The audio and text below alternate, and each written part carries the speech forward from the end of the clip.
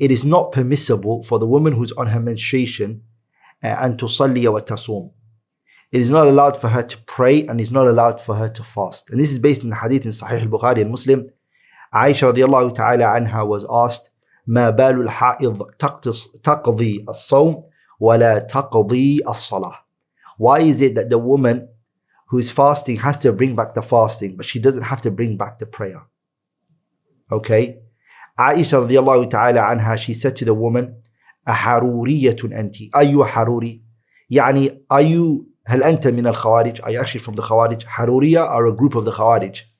Because the Khawarij, they never accepted the hadiths of the Prophet sallallahu alaihi wasallam. So Aisha asked her, she saw a characteristics in her that resembled the Khawarij. So she said to her, are you Haruri? Are you min al-Khawarij?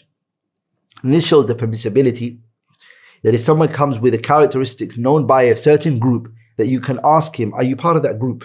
And that it's not wrong for you to do so. So the woman, she said, لا, I'm not from the Haruri, I'm not from the Khawarij, I don't believe that. But she just wanted to know the hikmah, the reason why fasting, which is lower than the prayer, and the prayer is higher, that you have to bring back the one that is lower, which is for fasting, but you don't have to bring back the prayer. That's what she wanted to know. Aisha radiallahu ta'ala anha, she gave a simple, easy answer. She said, كَانَ يُصِيبُنَا الْحَيْض. Menstruation used to happen to us على عهد النبي صلى الله عليه وسلم, at the time of the Prophet عليه الصلاة والسلام. فَنَقْضِي الصَّوْمَ وَلَا نَقْضِي الصَّلَاةِ. We would bring back the fasting, but we would not bring back the prayer. خلاص, the Prophet صلى الله عليه وسلم, that's how he told us to do so. So in this hadith you learn that the woman who's fasting and the woman who's the fasting and the prayer are both not permissible for the woman who's on her menstruation to come with. Okay?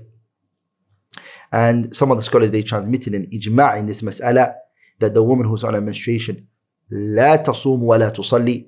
Ibn al-Mundhir and Ibn Abdul-Barr, they transmitted an ijma' in the mas'ala.